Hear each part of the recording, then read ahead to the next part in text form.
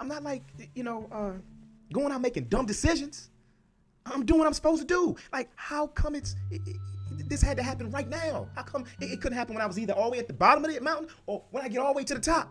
At least I would have experienced the top. Or if it would have happened at the bottom of the hill, at least it would have happened before I got started.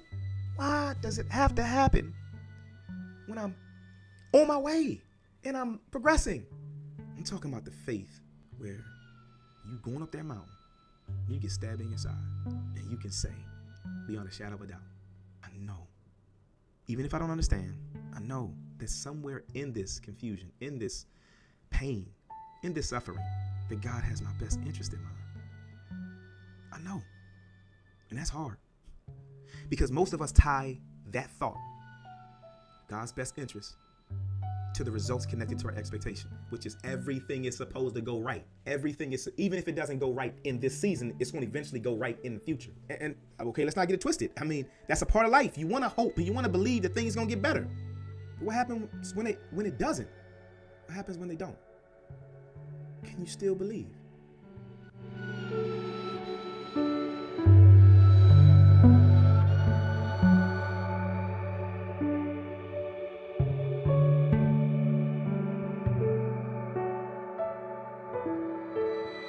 What's up, everybody? This is the 150 Podcast. I'm your host, Coach Moon. Thank you so much for joining me. This is a podcast where we do not do surface level change. We do breakthrough. That's our idea. That's our goal. That's our objective, to do breakthrough. Breaking through what? Breaking through any tradition, any crazy thought process, any past situation, anything that is holding us back from God's greatest for us. We're looking to break through. So we don't do surface level change. That means we're going to talk about some very uncomfortable things. We're going to talk about some things that ruffles feathers. We're going to talk about things that makes people really think, right? Critical thinking, thinking that goes beyond just the surface. That's what we do here. So thank you so much for joining us today. I have an episode that I think is going to be challenging. It's going to be really challenging because it challenged me. Sorry we're late. We're actually supposed to drop the podcast today, but we have a lot of great initiatives that's going on, which we're going to be sharing with you all soon. But thank you so much for joining. Let's jump right in. Today, I want to talk about something that men and women struggle with, but I definitely want to focus myself on men. The reason why I'm saying this is because I have spoken to so many men over the last several months, and the theme is the same. The theme seems to be the same. Everywhere I go, men really don't want to be transparent, vulnerable, and men are definitely afraid. I don't know what it is. We're going to explore some of it, but definitely afraid to be intimate. We don't like to explore intimacy. So let's look at the definition. The definition, y'all know I love definition, so we're going to look at the definition. Intimacy is the experience of being deeply known, deeply accepted, and emotionally connected with another person without fear of judgment. And check, this is really important, or withdrawal. So can somebody see the ugly side of you and you still not feel, on both sides, you and the other person, don't feel a level of withdrawal, like, oh my gosh, that's a little too much for me. And we're not going to act like there's certain things that aren't just out there, but at the base level of intimacy, it is a feeling of being deeply known and deeply accepted. Let's look at this. Okay, it says it's not primarily physical, it's not performance, it's not proximity. Listen to this. It is exposure with safety. Okay, let me just straight up say this. For men to feel like they can be intimate in any given environment, safety is vitally important. One of the major reasons why is because of pride. Like, we have been designed with a certain level of ego to the point where we don't want to show that we're weak in anything. And that is not to say that we cannot exhibit strength. We are not innately going to be like, I'm weak in this area, or I'm weak in that area. But if the truth be told, y'all know I always talk about this on this podcast. Everybody has weaknesses, all of us, every single one of us. And see, here's the catch. For some of us, the weaknesses is holding us hostage. The weaknesses hold us in prisons where we can't escape. And we can't find spaces, or I'm not going to say can't because we can. We don't choose to find places to be intimate because of all of the different reasons that we create as reasons for us not to expose that area of who we are.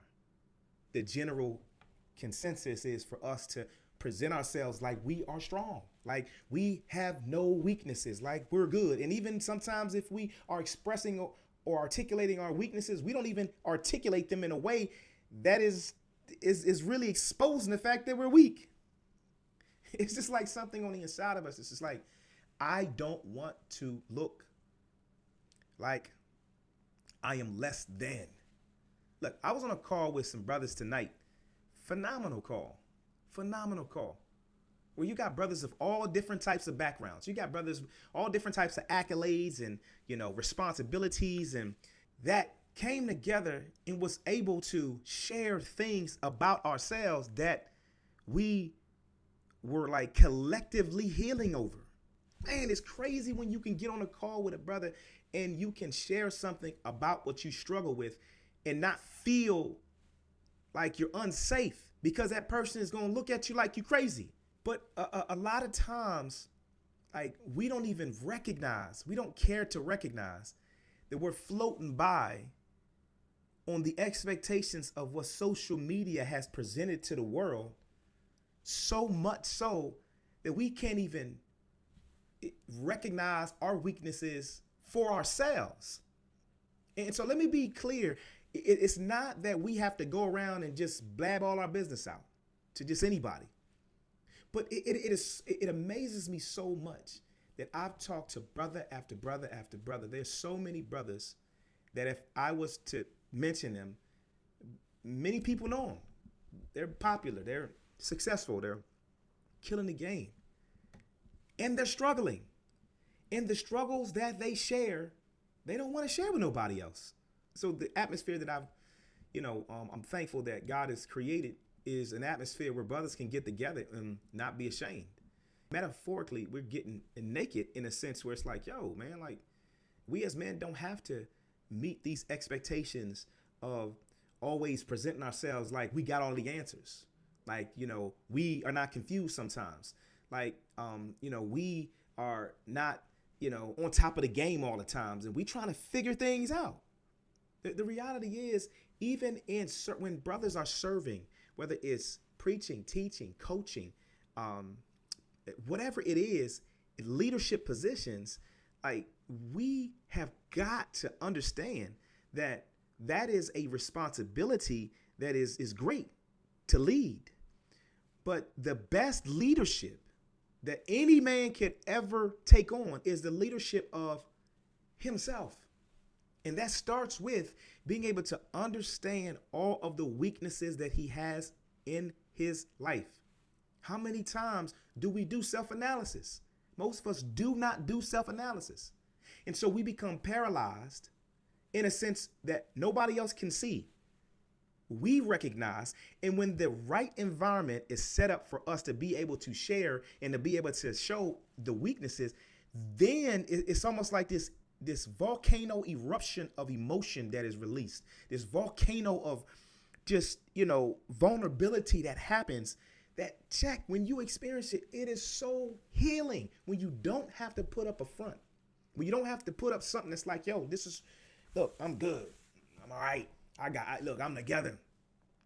Nothing wrong with those things at all. But I just heard a young brother killing the game. He's in college. He's about to graduate college. Like, he plays for a sports team in college, good college. And I'm not going to reveal his information, but he's killing the game from the outside looking in.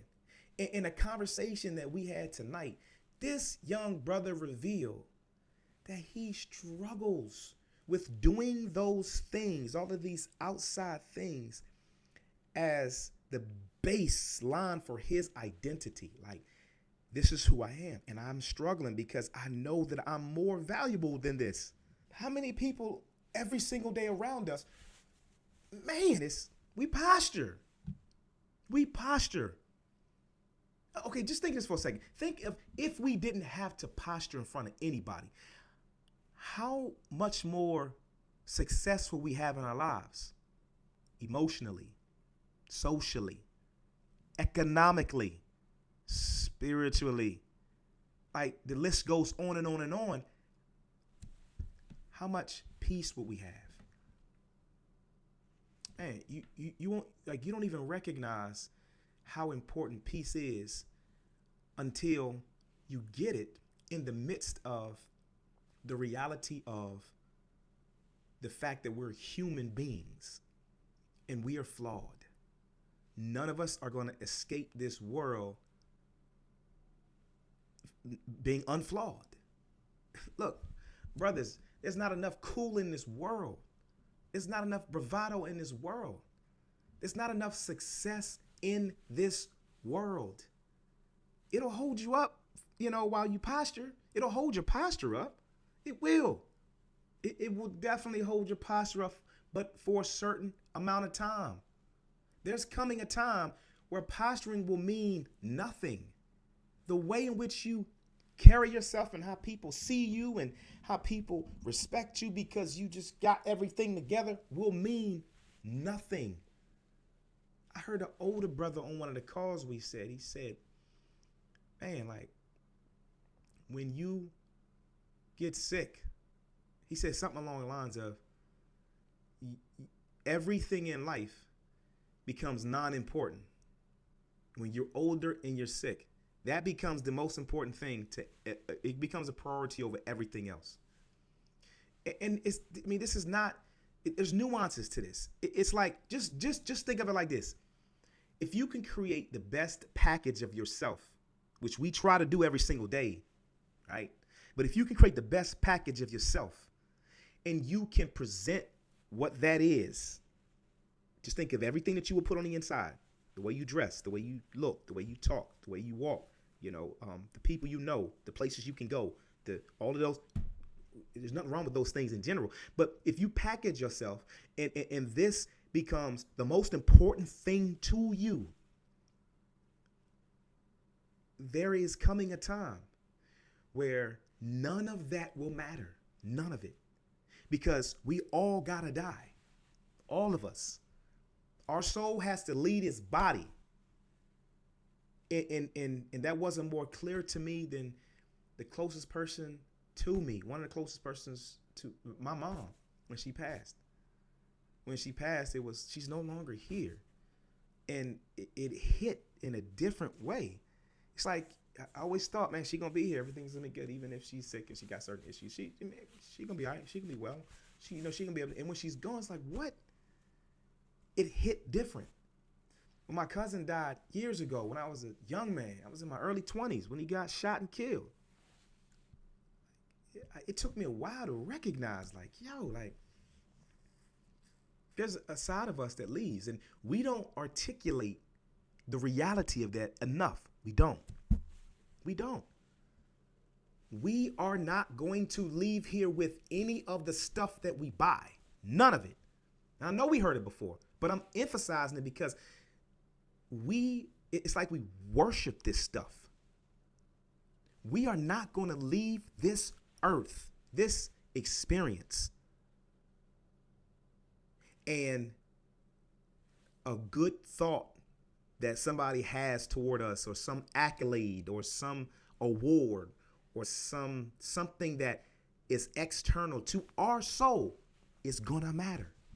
Man, I was having a conversation with a group, and I was saying, man, like, we don't understand that there are people that's across this world that's going through things that right now we couldn't even fathom, we couldn't even imagine. Just imagine walking outside your house and the bomb just dropping on your kid or on your neighbor. Just imagine, like, you don't have any water, no running water, no heat, no shelter. It just, man, the list goes on, and there's billions of people across the world, and billions of them are in that reality. Man, like, there's this, and I know that it's hard to. No, it's not. It's not hard. It's not hard to describe it. This is westernized, spoiled thought process. This westernized mindset that is like, I want it now. I don't want to wait. I don't want to grow. I don't want to develop. It's crazy. Like, having a conversation and gave this analogy. And this was the best way I can give it. Like, life is like you got a rucksack on your back, big old bag with all of the stuff that you got, all of the stuff that makes you important, all of the stuff that makes you feel like you're something, all the stuff that makes you feel value, all the stuff that validates you got on your back and you carrying it. You got your boots on, you got your uniform on, just like a military soldier. I mean, and, you know, you killing it, you going, you getting at it. And for myself and for this analogy in the group that we were talking about how when you have a relationship with God, you got all of this stuff on and you grinding and you going. There's nothing wrong with the grinding. There's nothing wrong with the going, but you climbing a mountain, you're hitting obstacles and you're telling yourself, I got this, I'm good, I can make it. And you climbing a mountain and you hit an obstacle, bang, okay, all right. You psych yourself up, you get good, and or you read a scripture, or you read a good book, or you pray and you believe that God is giving you the strength to go, and you're going, and your momentum has you literally progressing up the mountain. And then it's like you reach a point where it's like God himself, and I mentioned this on the call. I said it's like God himself. And I was real gruesome with the depiction because I wanted to give emphasis to what I was trying to say. But he stabs you on the side when you hit the peak of your momentum. And you take the hit. Or he allows you. One brother said, it's not so much that God stabs you sometimes, he allows it to happen. And you get hit and you're like, whoa, I'm injured, I'm wounded. Man, like, why did it have to happen now? I got momentum, I'm moving, I'm going. I'm like, man, I can tell you time after time after time that I've been in that space where I'm like, God, why now? Like, what the heck? I'm grinding. I'm getting success. I'm like making things happen. Some things are changing. Like, I'm not doing anything wrong. I'm not like, going out making dumb decisions. I'm doing what I'm supposed to do. Like, how come this had to happen right now? How come it couldn't happen when I was either all the way at the bottom of the mountain or when I get all the way to the top? At least I would have experienced the top. Or if it would have happened at the bottom of the hill, at least it would have happened before I got started. Why does it have to happen when I'm on my way and I'm progressing? The basis of the conversation led to a portion of scripture. We're talking about how Jesus, when he was talking to Peter, he was talking about how the devil wanted to sift him as wheat. He wanted to sift him like wheat. That means he wanted to get at him. He wanted to destroy him. He wanted to not just destroy him, he wanted to fine tune his method of destruction for this brother. He wanted him to suffer during the process of his diabolical thinking. That's what he wanted. And Jesus could have said so many things to this brother. He could have said, I pray that, I'm saying, like, you become strong through this. I pray that you develop a certain level of perseverance through this. He said, I pray that, you or he could have said, I pray that, your resources will start to develop and, you can grow and you can become influential and, you can become the man or the woman. He could have said, I pray that, all of the things in your life start to correlate to even the work that you're putting in. You putting in a certain amount of work. Yeah. And so he prayed none of that. Man, when this hits you, someone say when this revelation hits you, you really got to ponder what you say. Most of us say we want to serve God. Most of us say, yep, I believe in God. Most of us say, I love God. Most of us go to church.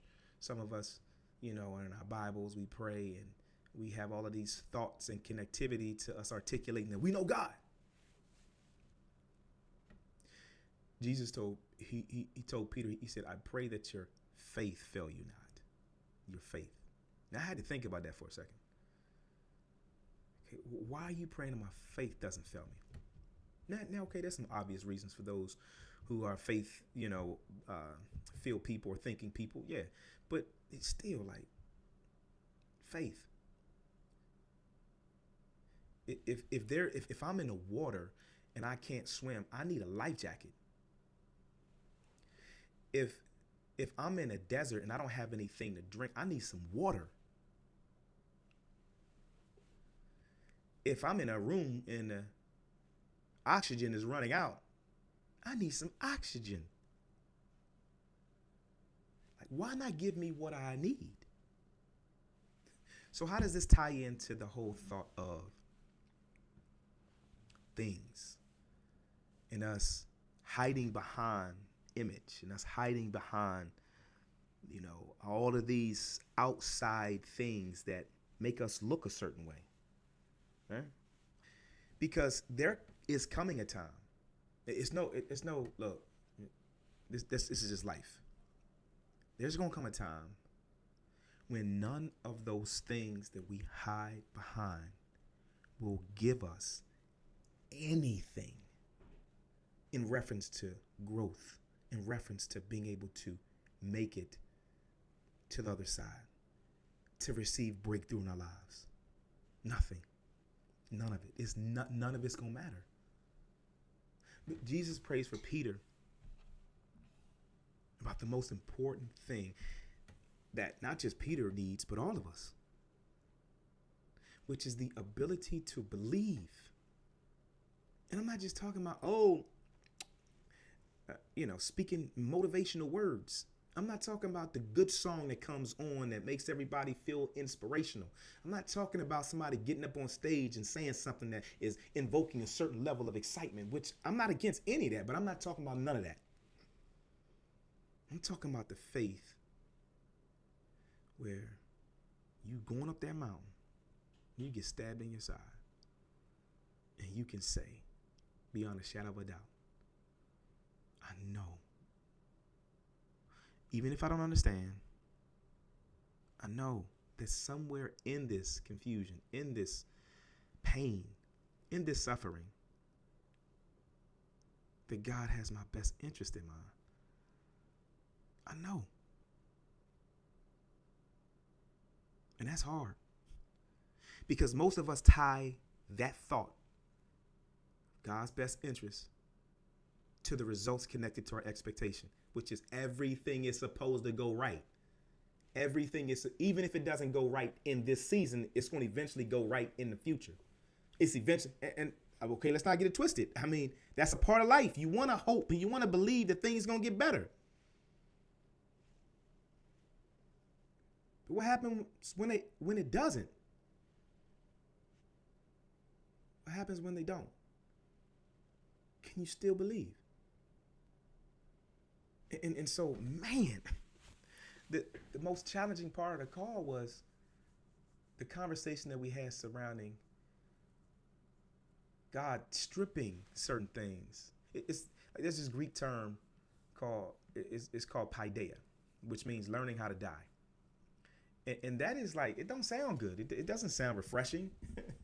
It doesn't sound like something that we want to talk about on a consistent basis, but learning how to die is that thought process. And it's this whole philosophy that and this is at the basic level, that we need to learn that there is beauty in dying in any capacity of the word. Yeah. Some of us need to die to the pride. Some of us need to die to the ego. Some of us need to die to the things that we hide behind. We got to die in order to really live. And that's hard because everything around us tells us opposite of that. Everything around us, win, win, win. Look, I can put the song on right now in the back. All I do is win, win, win, win, win. No matter what. We know that song. And that's a good feeling. But some of the most destructive thought processes are developed through expectations that believe that that's the only element in this experience that matters. It's almost like paradoxical, because winning, when it comes down to a real, I'm not talking about something that is like, done because everybody else is around, that is religious and real relationship with God, a real relationship with God. Not something that is only developed because people around you who call the pastors around you, or somebody who goes to church, or who speaks the lingo is around you. No, I'm talking real relationship. Relationship that challenges your core. Relationship that challenges the stuff that we value. That says, why in the world do you value the stuff you got on your back more than you do what you got in your soul? Why? I'm talking about that type of relationship. Because that is the reality behind breakthrough at a level where being free becomes the normal. Man, just ask yourself this question, because I ask myself this question on a continual basis. Like, what would it feel like to walk around wherever you went, school, home, community, church, I don't care, you name it, all the places you go, and to really be free? Free from the expectations of all of the stuff that we value so much. What would it be to be free? I know sometimes I'll have these moments where I'm sitting thinking, and I'm saying, Lord, like, I want to be free. And I'll just have my imagination connected to being free. And I'll be like, yo, that feels so good. Let's get back to Peter. My man, Peter was the one who denied him 3 times. Peter was the one who chopped the ear. He was like, let's go get it. Let's go get it. Then he was afraid. And Peter was that guy. Very up and down, like most of us. But Peter became one of the most loyal, one of the most selfless disciples out of all the disciples. Gave his life. You read the Fox's Book of Martyr, you'll see some stuff in reference to his life, but he had to die. He had to die to self. He had to die, and that's hard for us. But I do believe, y'all, that Jesus is coming back. I do. I believe Yeshua is coming back. I don't have all of the answers, and I don't even claim that I do. But you can see what's going on in the world. And there's going to come a time when I think our eyes are going to be open to the fact that the stuff that we value the most, the things that we value so much, are the least important. All right, before I get off of here, let me speak to that hooper, that sports player. Yeah, I'm going to talk to y'all because I do a lot of talking to young people who play sports and love sports. Let me say this because I was talking to a college kid who plays sports at a high level. Let me say this, that's not who you are. That's what you do. Don't make it your identity. Because if you make it your identity, you can lose sight of all of the things that are so much more important in life. Had to say that. Because some of these young people worship. They worship it. They worship it. Remember what happened around COVID? All that stuff was shut down. I was an AAU coach and a high school coach at the time, and everything was shut down. I don't care who you were, it just shut down. There are things that can happen in this world that can flip your value system overnight. People went crazy around COVID, losing their minds, going bananas, because the world shifted things. And we don't think the world's going to continue to shift. Oh no, the world's going to continue to shift. The normalcy that we have right now will be flipped at some point. And we have to start preparing ourselves now. Our value system has to change. Because if it doesn't, we're going to continue to be zombies and lost. And then when the value is stripped away forcefully, then you got to ask yourself, what are you going to have left? What are you going to have left? I got to get off of here, but I thank y'all so much for joining the 150 podcast. Definitely going to bring some more guests on. I've been just in this season right now of really grinding. I will be introducing the 150 challenge the next time around. I'm going to be introducing it because there's a lot that is coming down the pike, like I mentioned before. For those brothers out there that are interested in joining a group where we get transparent, where we get right into the conversations that we need to have, and beautiful conversations, fire conversations, hit me up. The Space Between Strength and Silence is the name of the group, and we have a phenomenal time. So reach out, hit me up, and I'll send you some details. We can link up, and we'll go from there. Other than that, thank you all again so much for joining the 150 podcast. Until next time, you know how I rock out, live 150. Praise God, live 150.